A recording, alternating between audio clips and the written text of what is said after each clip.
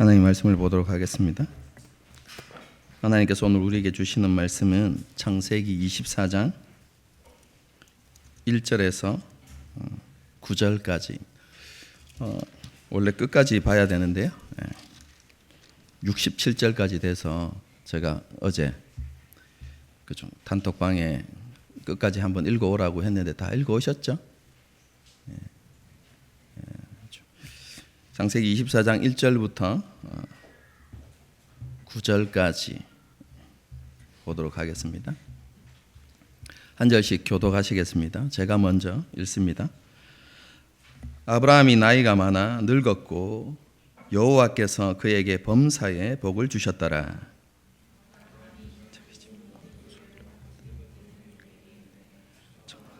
내 허벅지 밑에 내 손을 넣어라. 내가 너에게 하늘의 하나님 땅의 하나님이신 여호와를 가리켜 맹세하게 하노니 너는 내가 거주하는 이 지방 가나안 족속의 딸 중에서 내 아들을 위하여 아내를 택하지 말고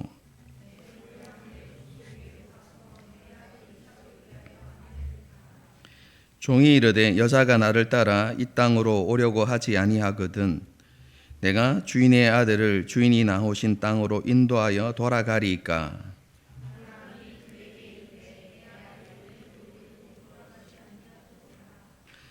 하늘의 하나님 여호와께서 나를 내 아버지의 집과 내 고향 땅에서 떠나게 하시고 내게 말씀하시며 내게 맹세하여 이르시기를 이 땅을 내 씨에게 주리라 하셨으니 그가 그 사자를 너보다 앞서 보내실지라 내가 거기서 내 아들을 위하여 아내를 택할지니라.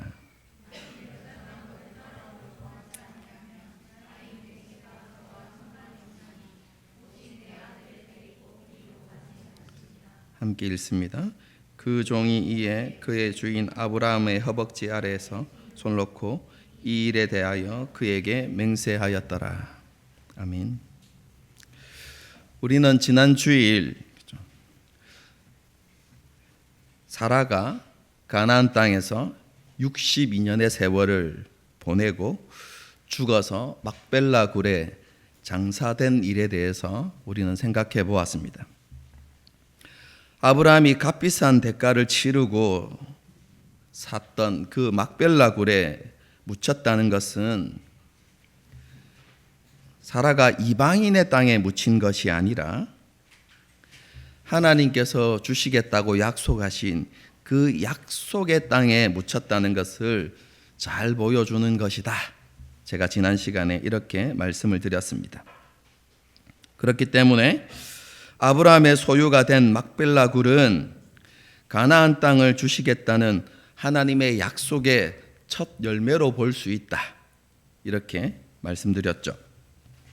하나님께서 아브라함과 그의 후손에게 가나안 땅을 주시겠다는 약속을 이루어 가시고 계신다라는 것을 잘 보여주는 증거다. 이렇게 말할 수 있습니다. 동시에 이것은 하나님의 약속에 대한 아브라함의 믿음을 보여주는 것이기도 합니다. 아브라함은 하나님께서 가나안 땅을 반드시 자신의 후손에게 기업으로 주신다는 것을 믿었기 때문에, 확실하게 믿었기 때문에 막벨라 굴을 가문의 매장지로 그렇게 샀던 것이죠. 막벨라 굴이 아브라함과 그의 후손들에게 약속의 첫 열매였듯이 빈 무덤과 예수님의 부활은 우리에게 약속의 첫 열매가 된다는 것도 지난 시간에 말씀드렸습니다.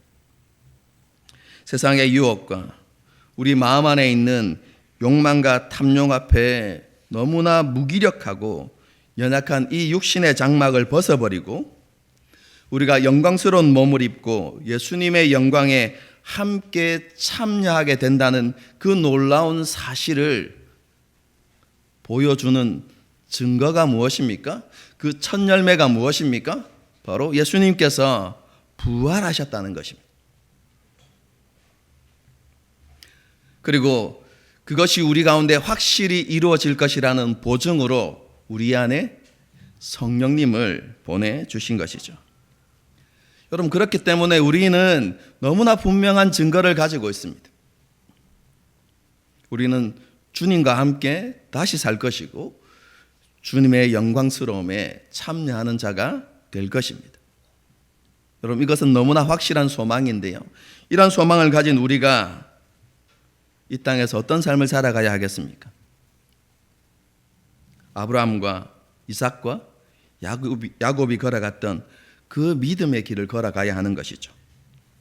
정함이 없는 이 세상에 우리의 마음을 두는 것이 아니라 우리의 마음과 우리의 시선을 하나님께 두고 약속을 바라보면서 이 땅에서 나그네의 삶을 살아갈 수가 있어야 하는 것이죠. 오늘 본문은요, 그런 나그네의 삶을 살았던 아브라함의 인생 말년에 있었던 중요한 사건 하나를 다루고 있습니다.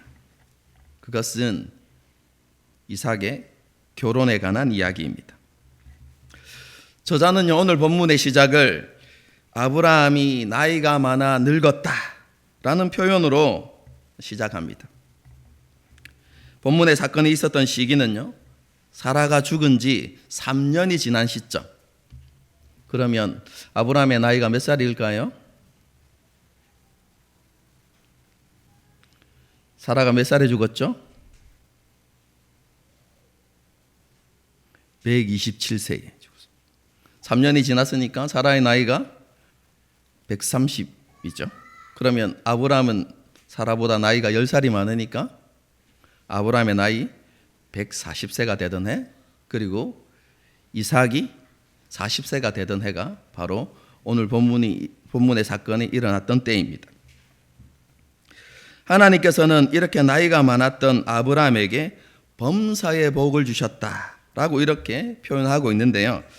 여러분, 이건 우리가 오해하지 말아야 하는데, 하나님께서 늙은 그 아브라함에게, 그죠? 나이가 많은 아브라함에게 복을 주셨다라는 의미가 아니라 하나님께서 아브라함을 부르신 그때부터 복을 주시기 시작했고, 그 복이 노년에 이르기까지 계속해서 아브라함에게 부어지고 있었다라는 것을 이야기하는 것입니다. 아브라함이 믿음에 합당한 삶을 살았을 때뿐만 아니라 자신의 연약함을 드러내고 때로는 시험에 넘어졌던 그때에도 하나님께서는 아브라함에게 복을 베풀어 주셨고, 변함없이 하나님께서는 아브라함이 사는 그날 동안 복을 베풀어 주셨다라는 것을 말하는 표현입니다. 그렇죠? 세상 사람들이 보기에 그는 험난한 나그네 인생을 살아갔고요. 그리고 그렇게 보였지만, 그렇죠? 세상 사람들의 눈에는 그렇게 보였지만 그는 하나님 안에 거하는 삶을 살았고, 그의 모든 걸음에는 하나님의 함께 하심이 있었다라는 것을 말씀하고 있는 것이죠. 하나님께서는 아브라함에게 방패가 되어 주셨고 지극히 큰 상급이 되어 주셨던 것이죠. 이러한 은혜가 아브라함이 나이가 많아 늙었던 그때에도 있었다라고 오늘 본문이 말씀하고 있는 것입니다. 이것은 하나님께서 아브라함에게 복을 약속해 주셨는데 그 약속을 신실하게 지키셨다라는 것을 말씀하고 있는 것입니다. 그럼 이러한 약속과 은혜가 저와 여러분에게도 똑같이 있다는 사실을 우리는 기억하며 살아가야 합니다. 믿음의 주요 온전케 하시는 분이신 예수님께서 우리를 고아와 같이 버려두지 아니하시고 세상 끝날까지 항상 함께 하시겠다고 약속하셨습니다.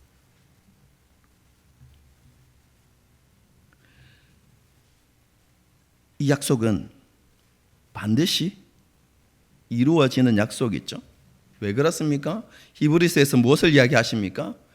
하나님은 거짓말하지 아니하시는 분이시고 반드시 맹세를 지키시는 분이라고 그렇게 약속하고 있죠. 그렇기 때문에 우리와 늘 함께 하신다는 이 약속을 믿고요. 우리는 하나님을 신뢰하는 믿음으로 하루하루를 살아갈 수 있어야 하는 것이죠. 여러분, 그런데 주의해야 될 점이 있습니다.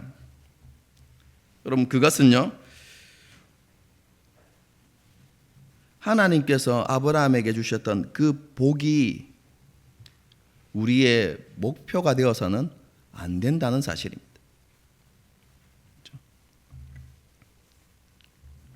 많은 사람들이 성경 기사를 읽으면서 무엇에 주목하죠? 하나님의 약속, 하나님의 함께하심. 여러분, 그것보다 그 함께하심과 하나님께 주신 은혜의 결과에 더 많은 관심을 가지고 그것만을 쫓아가려고 하는 그런 모습을 보일 때가 너무나 많죠. 아브라함에게 주셨던 범사의 복, 여러분, 그것이 우리의 목표가 되지 않도록 조심해야만 합니다. 더 안정되고 더 나은 삶, 더 풍족한 삶이 우리의 목표가 되면 우리는 영적으로 병들고 타락하게 되어 있습니다.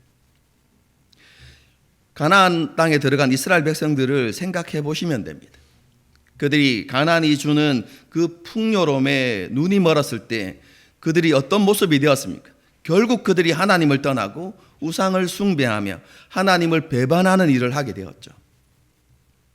왜냐하면 그들의 목표가 변질되었기 때문에 그런 것입니다. 우리 역시 더 안정된 삶, 더 나은 삶, 더 풍족한 삶, 여러분, 그것이 우리에게 목표가 되면 우리 또한 그런 이스라엘 백성들의 전철을 밟을 수밖에 없다는 사실을 우리는 기억해야만 합니다. 우리는 범사의 복이 아니라 그것을 주시는 하나님을 주목하고 하나님 그분을 기뻐하는 삶을 살아갈 수 있어야 하는 것이죠. 저와 여러분에게 이러한 믿음이 있기를 바랍니다. 아내 사라는 죽었고요. 아브라함은 나이가 많아 늙었습니다. 여러분, 이것은 후손에 대한 하나님의 약속이 이루어지기 위해서, 그리고 궁극적으로 메시아가 오기 위해서는 이삭에게 아내가 필요하다라는 것을 보여줍니다. 여러분, 본문의 배경을 한번 보십시오.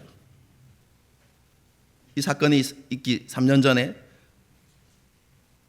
아브라함의 아내 혹은 이삭의 어머니 사라가 죽었습니다. 그래서 뭐가 비었습니까? 사라의 장막은 비어있는 상태입니다.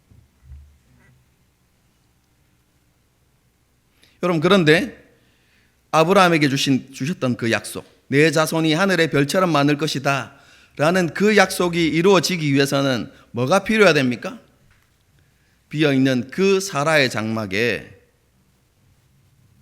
이삭의 아내가 들어와야 하는 것이죠. 여러분, 그런 상황을 성경이 그런 상황을 설명하고 있다 이렇게 이해하시면 되겠습니다. 여러분, 그런 상황 때문에 아브라함이 자기 집 모든 소유를 관리하는 청지기, 오늘 본문에는 늙은 종 이렇게 표현하고 있는데요. 아브라함이 가장 신뢰하는 그 청지기를 불러서 이삭의 아내를 구해 와달라고 그렇게 부탁하죠. 이런 부탁을 하면서 아브라함의 허벅지 밑에, 정확하게 이야기하면 사타구니 밑에 손을 넣게 하고 맹세를 하게 하죠. 여러분, 그렇게 맹세하는 것은 생명을 걸고서라도 반드시 지켜야 하는 맹세다라는 것을 보여주는 것입니다. 너무너무 중요한 것이기 때문에 그렇게 맹세하라는 것이죠. 그런데 그 맹세의 내용이 무엇입니까? 이삭의 아내를 구하는데 가나안 족속의 여인이 아니라 자기 동족 가운데 한 여인을 택하여서 이삭의 아내가 되게 하라는 것이죠. 그것을 맹세하게 했던 것입니다. 아브라함은요, 이삭의 아내를 구하기 위한 가장 쉽고 확실한 방법을 거부했습니다. 그 가장 쉽고 확실한 방법이 무엇입니까? 가나안 여인 중에서 아브라함이 잘 살펴보고 선택하는 것입니다. 여러분, 그렇게 되어지면 많은 유익이 있습니다. 여러분 아브라함의 지위가 여러분 가나안 땅에서 그래도 굉장히 높은 편에 속했습니다. 아비멜렉이 찾아와서 아브라함을 뭐라고 부릅니까? 당신은 하나님의 대리자다, 하나님의 선지자다 이렇게 부르죠. 여러분 막베울라 굴을 살 때 해족속도 똑같은 표현을 합니다. 당신은 하나님의 위대한 지도자이니 이렇게 이야기합니다. 하나님께서 세우신 위대한 지도자이니 라고 그렇게 인정하죠. 여러분 그런 아브라함의 지위라면 어떤 사람과 결혼할 수 있겠습니까? 그 당시가 도시국가라고 했죠. 한 도시를 다스리는 유력한 권력자들, 그들의 딸 중에서 한 사람을 선택해서 결혼할 수가 있겠죠. 여러분 그렇게 되어지면 그 땅에서 더 견고한 동맹의 관계를 맺게 되어질 것이고요. 여러분 그렇다면 그 땅에서 더 안정된 삶을 살아갈 수 있게 되겠죠. 그런데 아브라함은 그런 쉽고 확실한 방법을 거절하고 동족의 딸들 가운데 이삭의 아내를 선택하기로 그렇게 결단하죠. 왜냐하면요, 그것이 하나님의 뜻과 계획을 이루는 길이라고 너무나 잘 알고 있었기 때문에 그렇습니다. 여러분 율법에서 이방인과 결혼하지 말라고 말씀하신 이유가 무엇입니까?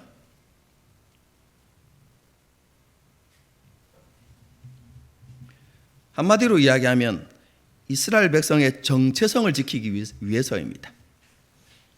그것을 율법에서는 이렇게 설명하죠. 그들이 이스라엘 백성들을 유혹하여서 하나님을 떠나 다른 신들을 섬기게 할까 하노라 이렇게 되어 있습니다.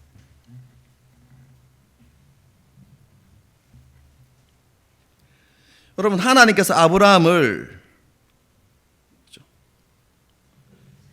세상 가운데서 선택하시고 따로 불러내셨습니다. 열방 가운데서 세상 가운데서 그를 분리하신 것이죠. 그리고 그를 특별히 언약의 백성으로서 구별하여 세우셨습니다. 다르게 표현하면 아브라함을 하나님께 속한 거룩한 사람이 되게 하신 것입니다.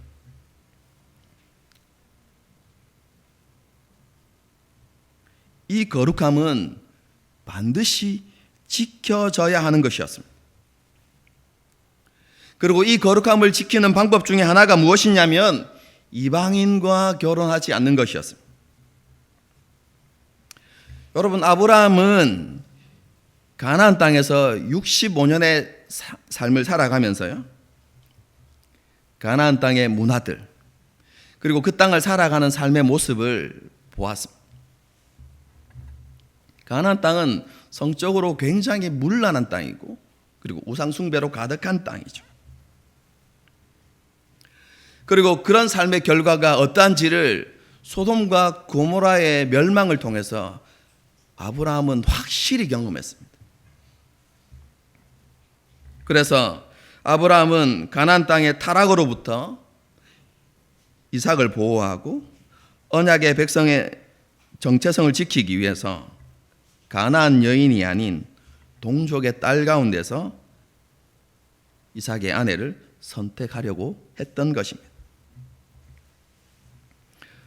아브라함이 종에게 맹세하게 했을 때 종이 한 가지 질문을 하죠. 만일 그 여자가 가나안 땅으로 오려고 하지 않는다면 그러면 당신의 아들, 주인의 아들을 그 땅으로 데려가야 합니까? 라고 이렇게 묻습니다. 이 질문에 아브라함은 절대로 그렇게 해서는 안 된다고 단호하게 대답합니다. 여기에서도 아브라함의 신앙이 드러나죠.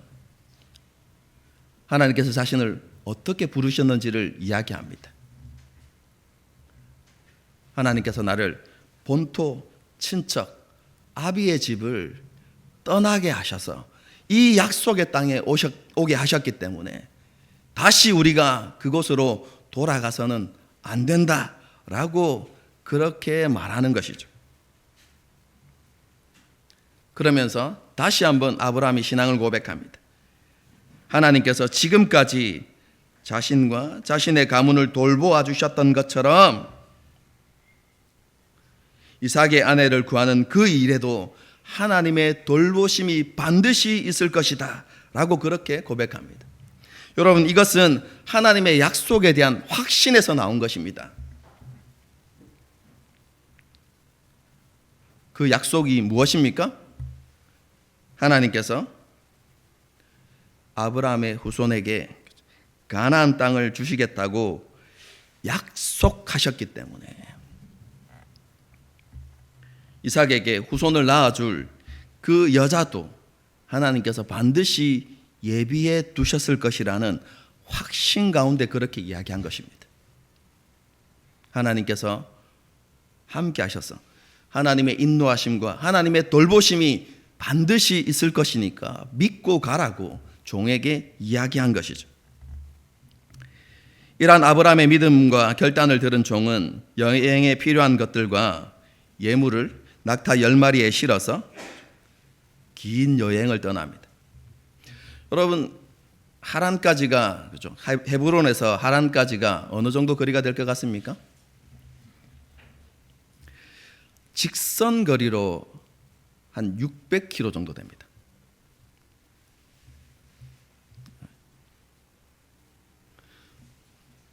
부산에서 서울까지 거리가 몇 킬로죠?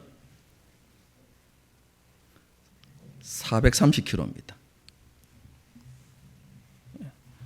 그런데 여러분, 길은 직선으로 나 있지 않죠? 여러분, 둘러 가니까 약 700km 정도 되는 그 길을 가게 되는 긴 여행이죠.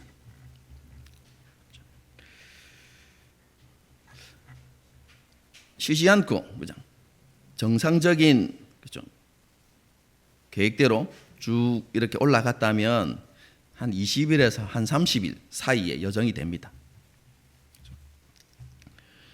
여러분, 그렇게 긴 여행 끝에 하란 조금 밑에 있는 나홀의 성에 아브라함의 종이 도착하죠.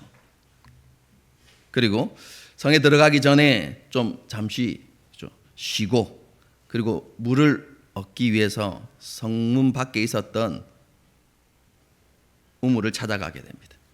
우물이라고 이야기하지만 우리가 생각하는 그렇죠, 우리 시골에 있는 우물, 돌담을 쌓아가지고요 이렇게 만든 그 우물이 아니라 사막의 오아시스를 생각하시면 됩니다.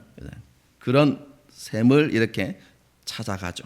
여러분, 그런데 바로 물을 떠마시는 것이 아니라 그곳에서 하나님 앞에 기도를 합니다. 여러분, 이 기도가 우리는 오해하는 경우가 종종 있습니다. 이제 그게 뭐냐면 아내를 찾는 가장 좋은 방법. 그렇죠.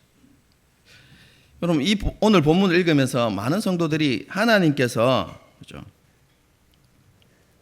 딱 정해놓으신 남편이나 아내, 결혼 상대자가 있다고 생각하고 그 사람을 찾아야 하고 그 사람과 결혼을 해야 된다. 그리고 그것을 위해서 기도하고. 여러분, 그렇게 생각하는 사람들이 정말로 많이 있는데요, 여러분, 그렇지 않습니다. 결혼은 하나님께서 우리에게 주신 자유의지를 사용해서 선택하는 문제입니다. 그리고 본문의 내용을 우리가 조금만 주의 깊게 살펴보면, 그렇죠? 이 선택의 문제로 인해서 그가 기도하고 있다는 것을 여러분 너무나 잘 알 수 있습니다. 여러분, 아브라함의 종이 기도한 게 무엇입니까? 기도의 핵심은 이겁니다. 하나님께서 지금까지 아브라함에게, 자기네 주인 아브라함에게 은혜를 베푸셨던 것처럼 아들 이삭의 아내를 구하는 그 일에도 하나님께서 큰 은혜를 베풀어 주셔서 순적하게 그 여인을 만날 수 있게 해주십시오 라는 것이 기도의 핵심입니다. 기도 핵심이 뭐라고요? 순적하게, 형통하게 좀 만날 수 있게 해주십시오 라는 것이 기도의 핵심입니다. 그러면서 여러분, 이 아브라함의 종이 생각하기에 하나님께서 선택하시고 부르신 그 가문의 며느리는 이런 사람이면 좋겠다라고 스스로 기준을 세웁니다.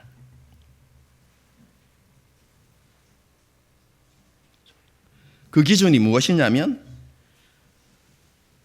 친절하고 아름다운 마음을 가지고 있고 다른 사람의 필요를 헤아릴 수 있는 그런 지혜를 가진 여인이어야 되겠다라는 생각을 한 것이죠.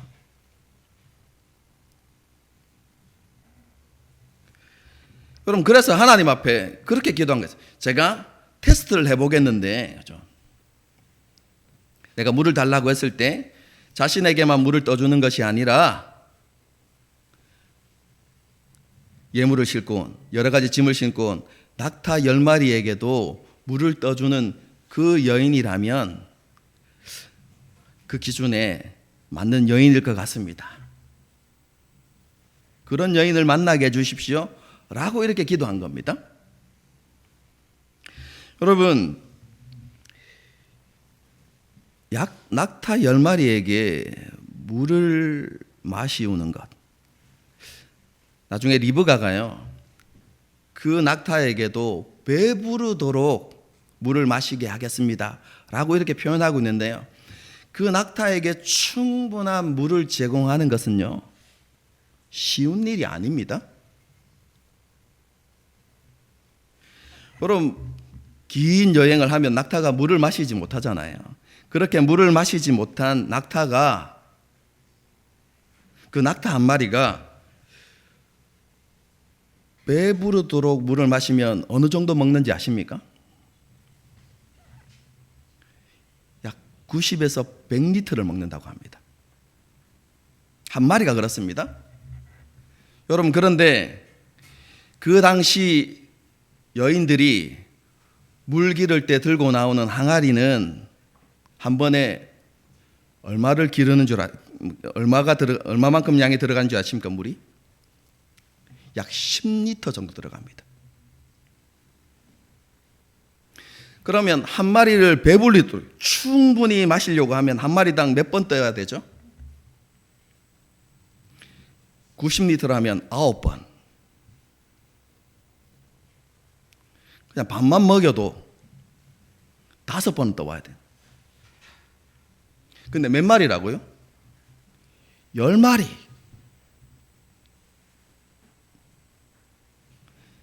최소 50번에서 많게는 100번까지 떠와야 되는 거예요, 물을.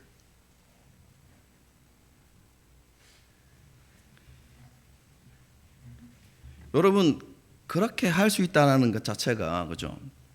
그 여인의 마음씨를 혹은 그 여인의 헌신을 볼 수 있는, 그럼 기준이 될 수 있죠.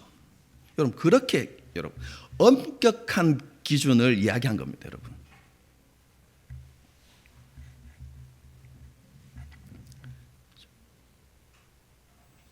그래서 이 아브라함의 종이 처음 만났던 그 여인 리브가에게 요구를 하죠. 물을 떠서 좀 마시우게 해주십시오 라고 이렇게 이야기하니까 리브가가 물을 마시우게 할 뿐만 아니라 이야기하죠. 낙타들에게도 내가 배부르도록 그 낙타들에게 물을 먹이겠습니다 라고 하고 그런 수고를 하게 되는 것이죠.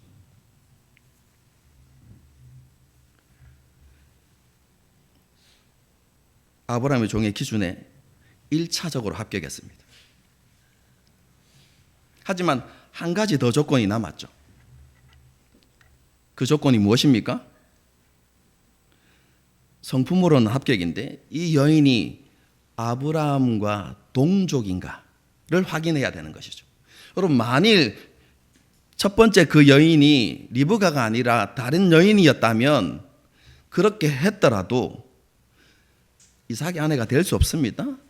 아브라함의 종은 그 여자를 선택하지 않았을 것입니다. 그런데 아까 기도가 뭐였죠? 순적하게 좀 만나게 해주십시오 라고 기도했는데 하나님께서 순적하게 만나게 하셨을 뿐입니다. 여러분. 첫 번째 여인이 바로 그 여인이었던 것이죠. 그래서 두 번째 조건을 물어봅니다. 당신은 누구의 딸이고 딸인지 가르쳐 달라고 이야기하고 당신 집에 내가 하루 묵어 갈 수 있는 그런 집이 있는지, 그런 공간이 있는지 이렇게 물어보죠. 그러자 리브가가 뭐라고 이야기합니까? 나는 나홀의 아들 부두엘의 딸입니다 라고 이렇게 자신을 소개하면서 자기 집에 유숙할 곳이 있다 라고 이렇게 대답하죠. 나홀이 누구입니까? 아브라함의 동생이죠. 기억하고 계십니까? 갈대아 우르를 떠날 때 데라를 중심으로 그 모든 가족이 함께 나왔습니다. 세 형제가 있었는데 막내는 일찍 죽었기 때문에 조카 롯만 있었죠. 그래서 아브라함과 나홀과 조카 롯을 데리고 데라가 여행을 떠나죠. 그리고 하란에 머뭅니다. 하란에서 하나님의 부르심이 있을 때 나홀은 함께 가지 않고 그곳에 남습니다. 그래서 아브라함이 조카 롯만 데리고 가나안 땅에 돌아왔던 것이죠. 여러분 이 이야기 알고 계시죠? 그렇죠? 기억하십시오. 여러분 그래서 그곳에 살고 있었던 것입니다. 그래서 아브라함의 종이 갔는데 나홀을 만날 수 있었. 나홀의 딸이 아니고 부두엘의 딸을 만날 수 있었던 것이죠. 족보가 뭡니까? 나홀의 아들이 부두엘이고 부두엘의 딸이 리브가입니다. 그렇죠? 아브라함의 종은 리브가가 아브라함의 혈족인 것을 알고 하나님께서 자기의 기도에 응답하셨다라는 것을 알게 됩니다. 아브라함에게 성실과 은혜로 갚으셨다라고 그렇게 표현하고 있는데요. 여전히 하나님께서 동일한 은혜를 베풀어 주셨다라고 그렇게 고백하면서 하나님을 찬양하게 되죠. 이 말을 들은 리브가가 급하게 자신의 집으로 달려가서 자기에게 있었던 일들을 모두 이렇게 전하게 됩니다. 리브가의 오빠였던 라반이요, 그렇죠? 그 이야기를 듣고 아브라함의 종을 만나러 가긴 하는데 사심이 좀 있었습니다. 성경을 읽어보시면 그렇게 급하게 딸려갔던 이유가 무엇이냐면 아브라함의 종이 리브가에게 살해했던 그 귀한 보석들을 보고 탐욕의 마음이 생겼던 것입니다. 리브가가 그렇게 수십 번에서 100번 가까이 되는 그런 수고를 했을 때 아브라함의 종이 담내로 사례로 금 코걸이 하나와 금 손목걸이 한 쌍을 선물로 주었거든요. 라반이 그것을 보고 급하게 뛰어가서 열정적으로 환영합니다. 이러한 환대가 조금 전에도 말씀드렸던 것처럼 그렇죠? 순수한 마음에서 나온 것이 아니라 탐욕의 마음이 섞여 있었다 이렇게 생각하시면 되겠습니다. 어쨌든 아브라함의 종은 부두엘의 집에 가서 지금까지 있었던 모든 일들을 진술하죠. 요약하면 자신은 아브라함의 아들 이삭의 아내를 구하기 위해서 여기까지 왔는데 하나님의 인도하심을 따라서 리브가를 만나게 되었다라는 것입니다. 쉽게 말하면 모든 것이 하나님의 뜻이고 하나님의 인도하심이었다라는 것을 강조합니다. 그러면서 아브라함은 하나님께 큰 복을 받은 사람이라고 그렇게 소개하죠. 이어서 종은 리브가를 이삭의 아내로 삼고 싶은데 가족들의 의견은 어떤지를 이렇게 질문하죠. 여러분 그때의 반응이 우리가 하나님의 말씀 앞에 하나님의 뜻 앞에 보여야 하는 여러분 반응인데요. 라반과 부두엘이 이렇게 이야기합니다. 이 일이 여호와께로 말미암았으니 우리는 가부를 말할 수 없다. 이렇게 이야기합니다.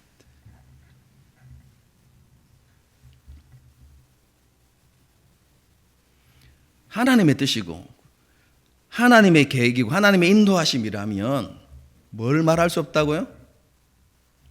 가부를 우리가 선택할 수 있는 상황이 아니다. 그냥 그렇게 되어져야 하는 것이다 라고 이렇게 받아들이는 것이죠. 여러분, 이런 대답을 들은 종이 은금과 폐물과 의복을 리브가에게 주고 가족들에게도 신부값을 이렇게 줍니다. 그리고 다음 날 아브라함의 종은 리브가와 함께 가나안 땅으로 돌아가려고 하죠. 그러자 라반과 리브가의 어머니가 만류합니다. 갑작스러운 결혼이기 때문에 그죠. 조금 더 같이 있고 싶은 건 인지상정이죠, 그죠.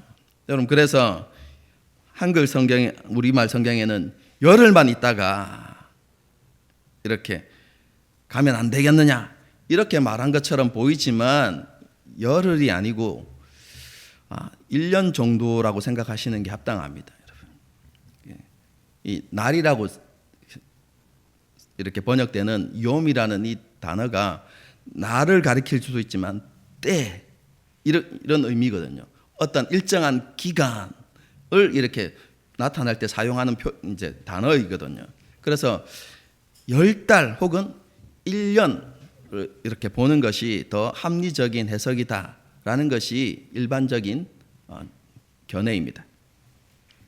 안 그렇겠습니까? 딸을 시집 보내는데 그죠? 갑자기 이게 오래전부터 계획된 것이 아니라 하루아침에 결정되어진 것이기 때문에 딸을 보내기 아쉬운 마음이 있기 때문에 한 1년 정도는 있다가 가라고 말하는 것이 더 합리적이겠죠. 그렇죠? 그렇게 만류할 때 아브라함의 종이 이렇게 이야기합니다. 하나님께서 형통의 길을 주셨기 때문에 바로 가는 것이 옳습니다. 나는 그렇게 해야 되겠습니다. 라고 이렇게 이야기하죠. 그런데 갑작스러운 이별을 받아들일 수 없었던 라반과 그의 어머니가, 그렇죠? 리브가의 어머니가 뭐라고 이야기합니까? 그러면 리브가의 결정을 한번 들어보고 그렇게 우리가 결정하겠습니다. 이렇게 이야기하죠. 그래서 리브가를 불러서 의견을 물어보는데 리브가가 즉시 가겠다고 그렇게 대답하죠. 이것은요, 아브라함이 하나님께서 갈대아 우르에 부르실 때 순종했던 그 모습과 동일한 모습을 보여주고 있는 것입니다. 리브가에게 그러한 믿음의 결단이 있었다라는 것을 보여주는 것이고요. 그가 믿음의 어머니로서 이스라엘의 어머니로서 합당한 모습을 갖춘 사람이다라는 것을 잘 보여주는 것이에요. 어쨌든 그러한 리브가의 결단을 통해서 아브라함의 종은 리브가와 함께 가나안 땅으로 돌아오게 되죠. 아브라함의 종이 헤브론 가까이에 도착했을 때쯤 그죠? 이삭은 들에서 묵상하고 있었습니다. 그리고 묵상하던 이삭이 멀리서 아브라함의 종이 오는 것을 보게 되죠. 그리고 나귀를 타고 오던 리브가도 들에서 자신들을 바라보고 있는 이삭을 보게 됩니다. 보자마자 리브가가 나귀에서 내립니다. 왜 내렸을까요? 앞에까지 타고 가면 되는데 왜 내렸을까요? 이게 그 시대의 문화라고 합니다. 상대방을 존중할 때, 존중하는 표현이 낙타에서 인사를 하는 게 아니라 낙타에서 내려서 이렇게 인사하는 것이 당시 상대방을 존중하는 그러한 문화라는 것이죠. 여러분, 그래서 이삭을 보자마자 내리는 것이죠. 그러면서 그가 누구인지 묻고 그가 자신의 남편 될 사람이라는 것을 알게 됩니다. 그리고 종은 이삭을 만나서 지금까지 있었던 모든 일들을 다 말하고 이삭은 그것이 하나님의 뜻인 것을, 하나님의 인도하심인 것을 받아들이고 리브가를 아내로 맞이해서 아까 비어있던 어떤 장막요? 사라의 장막에 아내 리브가를 드렸다라고 이렇게 이야기가 끝이 나고 있죠. 여기까지가 이삭의 결혼에 대한 이야기인데요. 이 이야기가 주는 핵심 메시지는 너무 분명합니다. 자손에 대한 하나님의 약속을 하나님께서 친히 이루어 가고 계신다라는 것이 여러분 이 본문의 핵심입니다. 앞의 내용과 여러분 이어지는 내용입니다. 앞의 내용은 무엇입니까? 땅에 대한 하나님의 약속을 하나님께서 성취해 가고 계신다라는 것을 보여주는 것이라면 오늘 사건은 무엇입니까? 자손에 대한 그 하나님의 약속을 하나님께서 친히 이루어 가고 계신다는 것이죠. 땅에 대한 약속의 첫 열매가 막벨라 굴이었다면 자녀에 대한 약속의 보증 그 첫 열매가 리브가였다라는 것을 보여주고 있는 것이죠. 이 사건을 통해서요, 하나님께서는 아브라함에게 주신 약속을 신실하게 지키시고 그것을 성취해 가고 계신다라는 것을 보여주고 있는 것이죠. 여러분, 이것을 우리가 1차 독자의 관점에서 여러분 우리가 바라볼 필요가 있습니다. 이 이야기를 보면서 출애굽한 이스라엘 백성들이 뭘 생각하겠습니까? 가나안 땅은 하나님께서 우리에게 주신 약속의 땅이구나.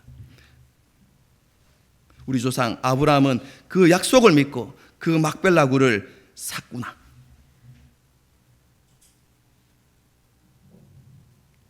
여러분, 출애굽한 이스라엘 백성들이 특별히 들고 가는 게 뭔 줄 알고 계시죠?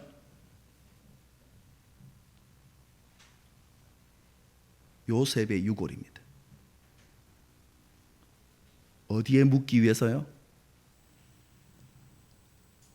아브라함과 사라와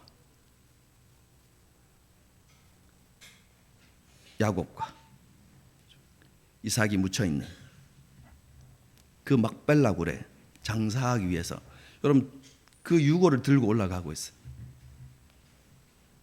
생각하는 것이죠. 하나님께서 약속하신 그 땅. 우리 조상들은 그러한 믿음이 있었구나. 여러분 그런 믿음을 가지고 여러분 그런 확신을 가지고 가나안 땅이 정말로 우리에게 주신 약속의 땅이구나 라는 그런 기대를 가지고 여러분 올라가고 있는 것이죠. 여러분 그런 기대 속에서 그런 믿음 속에서 오늘 본문의 사건을 보고 있는 것입니다. 그리고 우리가 어떻게 존재하게 되었는지 하나님께서 그 자녀에 대한 약속을 어떻게 이루셨는지를 어떻게 형통함을 주셔서 이루셨는지를 보게 되는 것이 오늘 본문의 사건인 것이죠. 여러분 이것이 오늘 본문이 주는 핵심 메시지입니다. 여러분 이런 메시지가 담긴 이야기 속에는요 우리에게 주는 많은 교훈들이 있는데요. 시간 관계상 다 살펴볼 수는 없고요. 한 가지만 생각해 보도록 하겠습니다. 아브라함이 이삭의 아내를 가나안 여인이 아니라 동족의 딸 중에서 구한 것은요,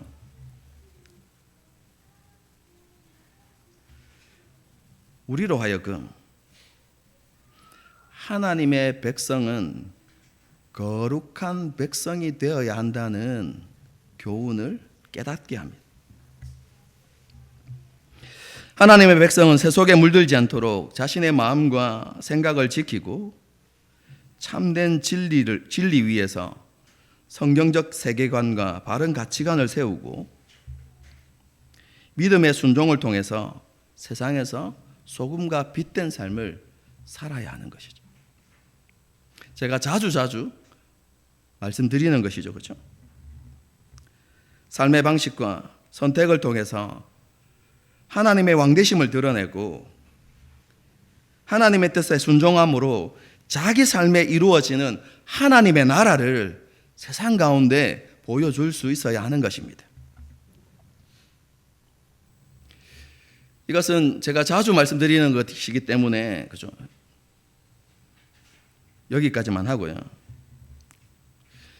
이것을 조금 더 확대해서 우리가 적용해 볼 수 있어야만 합니다.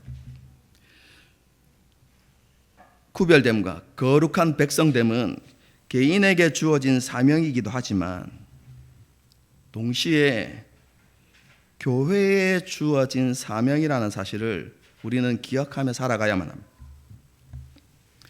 여러분, 오늘날 교회의 모습을 한번 생각해 보십시오.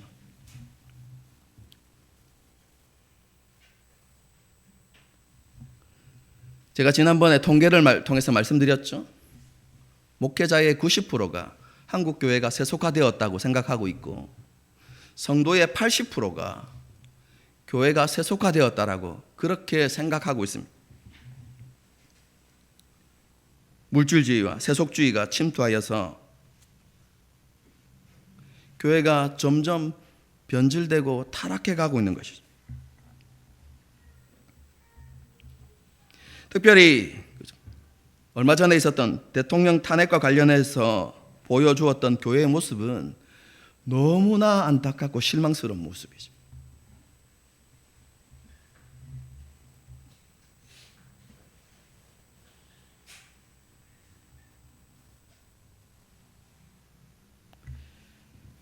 자신이 가지고 있는 그 정치색 때문에요. 그렇죠?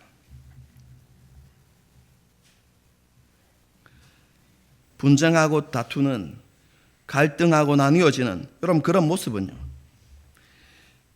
교회와 성도가 진리로부터 얼마나 멀리 떨어져 있는가를 분명하게 보여주는 것입니다.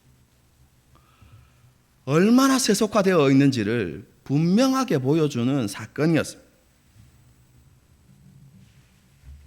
세상의 소금과 빛이 되어야 하고 선과 의로움을 통해서 하나님께 영광을 돌려야 하는 교회가 세상으로부터 멸시받고 조롱받는 그런 일들이 일어나고 난 것입니다. 여러분 어떻게 생각하십니까? 이런 교회에 여러분 소망이 있다고 생각하십니까?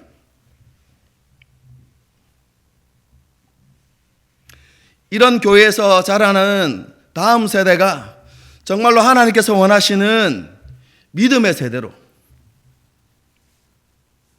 세상 가운데 선한 영향력을 나타내는 여러분 그런 세대로 자라날 수 있을까요? 여러분 이 질문에 여러분 뭐라고 대답하실 수 있겠습니까?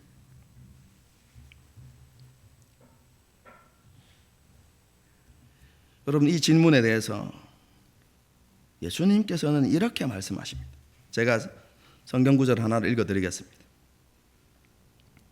내가 이 반석 위에 내 교회를 세우리니 음부의 권세가 이기지 못하리라. 사망의 권세, 그리스도와 하나님의 나라를 반대하는 모든 세력은 교회를 이길 수 없다고 예수님께서 분명하게 못 받고 계십니다. 거짓과 악이 활개치고 그 앞에서 교회가 너무나 무기력하게 보인다고 할지라도 교회에는 여전히 소망이 있다라고 예수님께서 말씀하십니다. 왜 그렇습니까? 교회의 머리 되신 주님께서 교회를 주관하시고 통치하고 계시기 때문에 그렇습니다. 여러분 우리가 고백하는 신앙 고백이 무엇입니까? 그분은 실수가 없으신 하나님이십니다. 그러므로 교회의 타락이 아무리 깊고 앞에 놓인 고난과 환난이 아무리 크더라도 하나님은 예수님께서는 교회를 지키시고 교회를 향한 하나님의 뜻을 반드시 이루게 하실 것입니다. 이기고 또 이기게 하실 것입니다. 여러분 그것이 교회를 향하여서 주님께서 주신 약속이고 진리입니다. 주님께서는 교회를 향한 하나님의 구원을 완성해 가실 것입니다. 하나님께서 리브가를 통해서 후손에 대한 약속을 이루어 가셨던 것처럼 오늘날에도 하나님께서는 교회를 위해서, 교회가 되도록 하기 위해서 일하시고 또 일하실 것입니다. 여러분, 우리는 이러한 믿음으로 교회를 바라볼 수 있어야만 합니다. 그리고 그것을 기대하고 소망하며 기도할 수 있어야 하는 것이죠. 그런데 여기에서도 주의할 점이 있습니다. 많은 사람들이 교회의 연약함과 허물과 잘못되어진 부분들을 지적하거나 비방할 때 자신을 그 교회에서 제외시키는 어리석음을 범할 때가 너무나 많습니다. 우리가 그 교회라는 사실을 잊지 말아야만 합니다.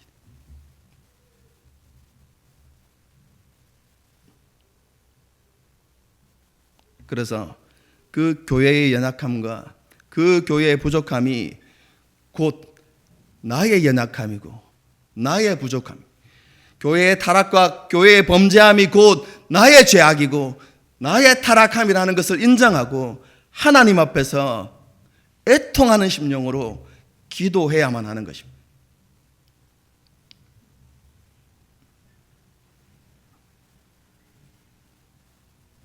우리가 교회의 판단자가 되는 것이 아니라 우리가 그 교회임을 하나님 앞에 겸손히 인정하면서 죄악을 떠나서 하나님의 얼굴을 구하는 그런 삶을 살아갈 수 있어야 하는 것이죠.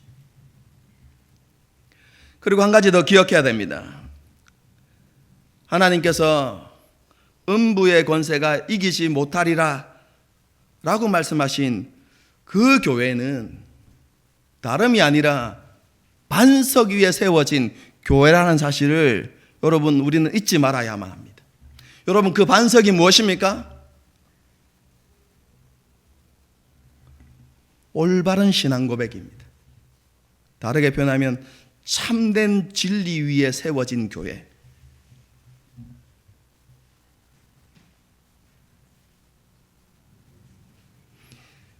바른 신앙 고백과 참된 교회, 참된 진리 위에 세워진 그 교회는 무너지지 않을 것입니다.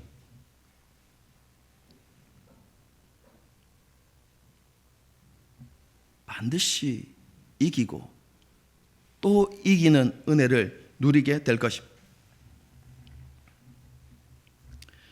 여러분, 이것을 우리가 안다면 우리가 해야 되는 노력은 도대체 무엇이겠습니까?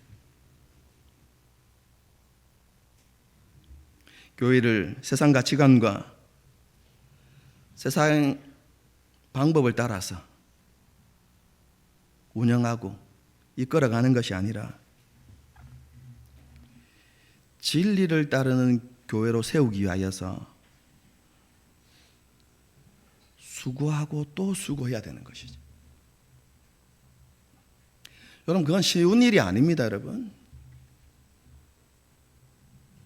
여러분, 그렇게 하는 것이 600km가 넘는 길을 걸어가는 것과 같은 여러분, 그런 수고로움이라 할지라도 우리는 하나님의 말씀에 순종해서 그 길을 걸어가야만 합니다.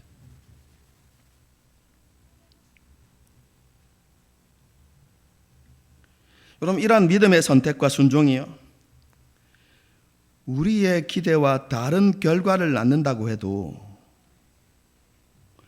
우리는 되돌아가서는 안 됩니다.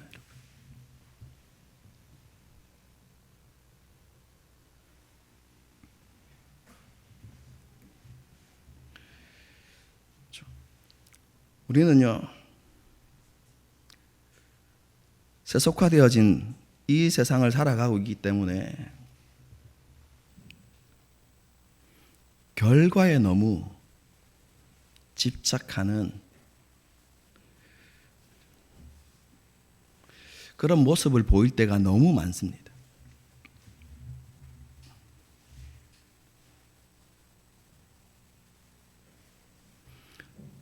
세속화되어진 교회는 더 좋은 결과, 더 많은 열매를 얻기 위해서 쉬운 방법과 쉬운 길을 선택합니다.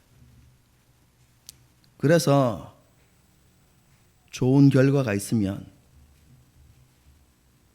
기뻐하고 즐거워하고 그것으로 하나님께 영광을 돌린다고 이야기합니다. 여러분, 그것은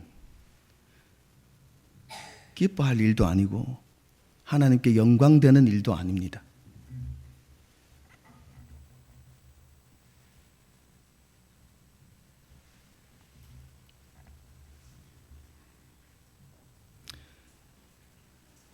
우리가 선택한 방법과 과정이 하나님께서 기뻐하시는 뜻과 다르다면 그것은 하나님을 기쁘시게 할 수 없습니다.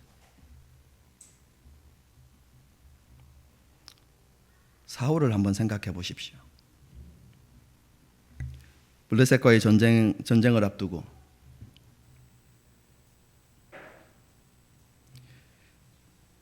전쟁에 앞서서 제사를 드릴 사무엘을 기다리고 있었어요. 그런데 사무엘이 점점점 늦어지는 거예요. 그러니까 백성들 마음 가운데 불안함이 퍼져가고 요동하기 시작하고 그러면서 진영을 떠나고 흩어지는 일들이 생겨났습니다. 사울이 그 상황을 보면서 어떻게 하죠? 흩어진 그 백성의 마음을 모으고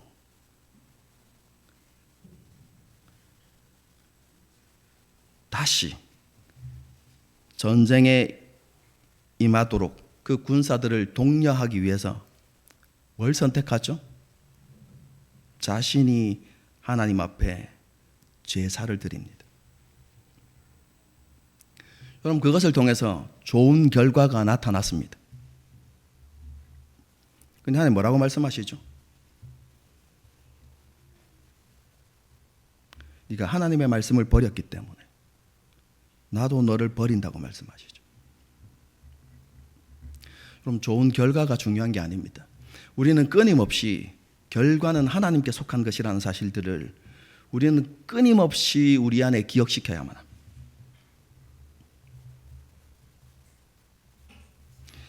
결과를 우리가 통제하려고 하는 것이 아니라 우리가 해야 되는 것은 내가 지금 가는 그 길과 내가 선택한 그 방법이 정말로 하나님을 기쁘시게 하는 일인가?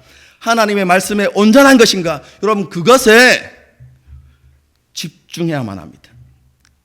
그리고 여러분, 그것을 선택했을 때 내가 원하는 결과가 나오지 않더라도 결과는 누구에게 속한 것이라고요?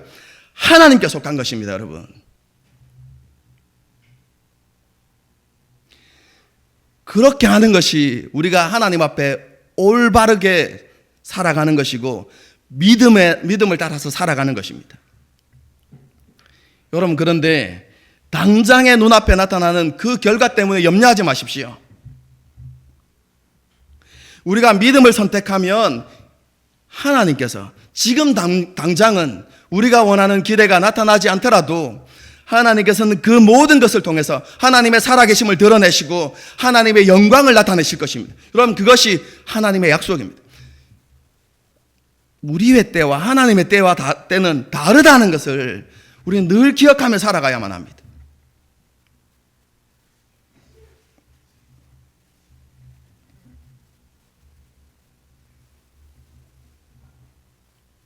그뿐만 아니라 그죠. 우리는 리브가와 같은 결단도 있어야 하죠. 하나님의 뜻이라면 뒤돌아보지 않고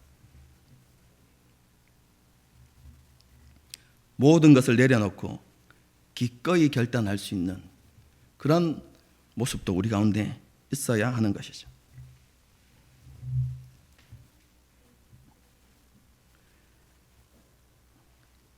주님께서 말씀하십니다. 많은 사람들이 선택하는 쉬운 길, 넓은 문을 선택하지 말고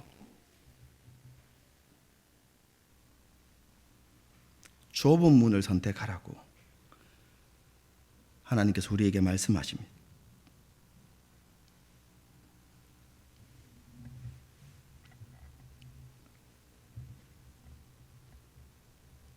더 풍족하고 안정된 삶이 아니라 하나님이 우리의 목표이시고 목적 되심을 고백하면서요, 타협이 아닌 하나님의 말씀, 하나님의 방법을 선택하는 저와 여러분, 그리고 우리 교회가 될 수 있기를 바랍니다. 그리고 하나님께서 기뻐하시는 교회, 진리를 따르는 교회를 세우기 위해서 함께 수고하고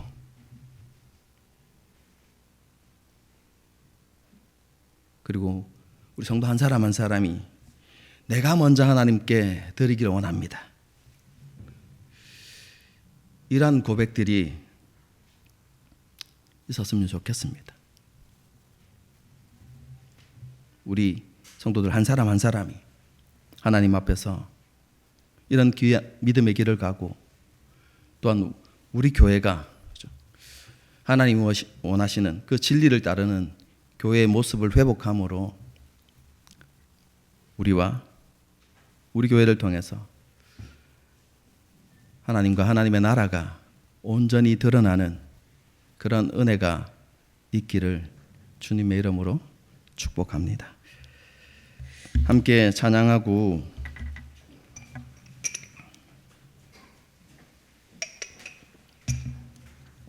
기도할 수 있었으면 좋겠습니다. 우리를 사용하소서 하는 찬양입니다, 여러분. 우리는요,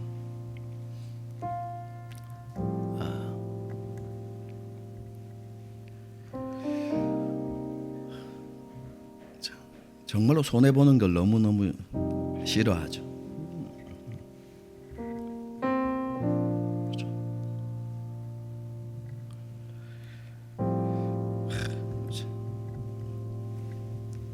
남들은 아는데 왜 나만?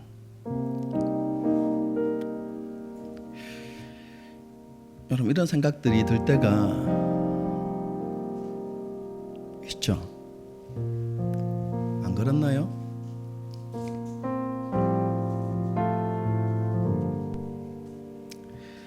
그럼 사역하면서도 저도 그런 마음이 들 때, 여러분 그런 생각이 찾아올 때가 여러분 있습니다, 여러분.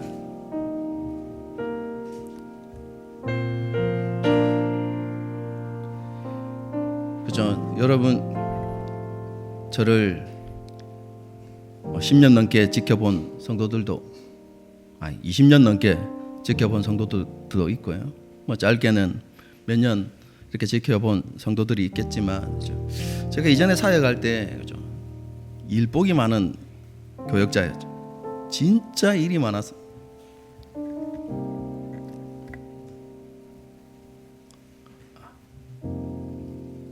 여러분, 그때 왜 저에게 그런 생각이 안 들었겠어요? 왜 나만 이렇게?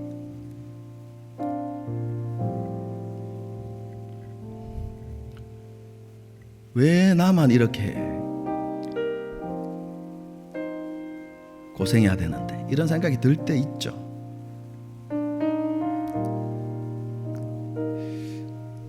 여러분, 그때마다 제가 떠올렸던 말씀은 그겁니다. 너희가 나를 주님이라 선생님이라고 하지 않느냐? 내가 주와 선생이 되어서 너희의 발을 씻겼던 것처럼 너희도 그렇게 하라.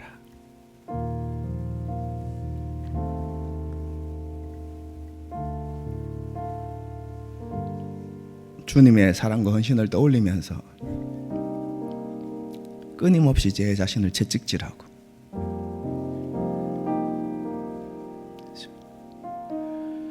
그런 생각이 든 다음 날에는 의도적으로 더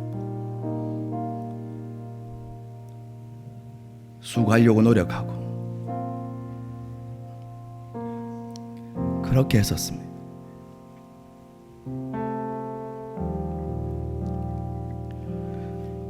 그럼 지금도 문득 그런 생각이 들 때가 있습니다.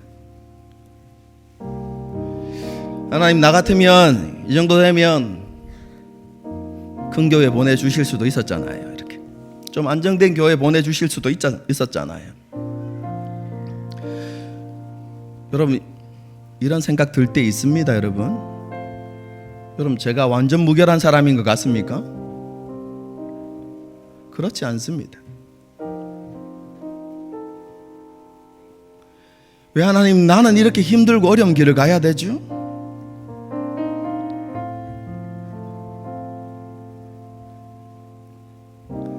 그때마다 하나님께서 말씀하십니다. 내가 먼저 갔잖아. 이렇게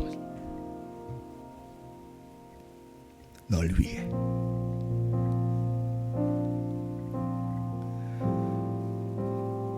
여러분,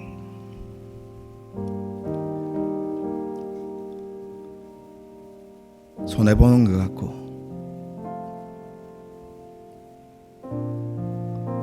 억울한 마음이 들 때도 있겠죠.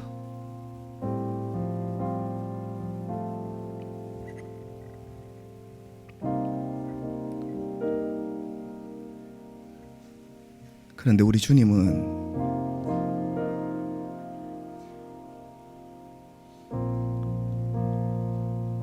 설명할 수 없는, 표현할 수 없는 손해를 보셨고 자신의 모든 것을 기꺼이 내어주셨죠. 주님을 생각하면서 우리의 마음을 잘 추스렸으면 좋겠어요. 하나님, 제가 먼저 드릴 수 있는 그런 사람이 되기를 원합니다. 이런 신앙 고백이 있었으면 좋겠습니다. 함께 찬양하고 기도하시겠습니다.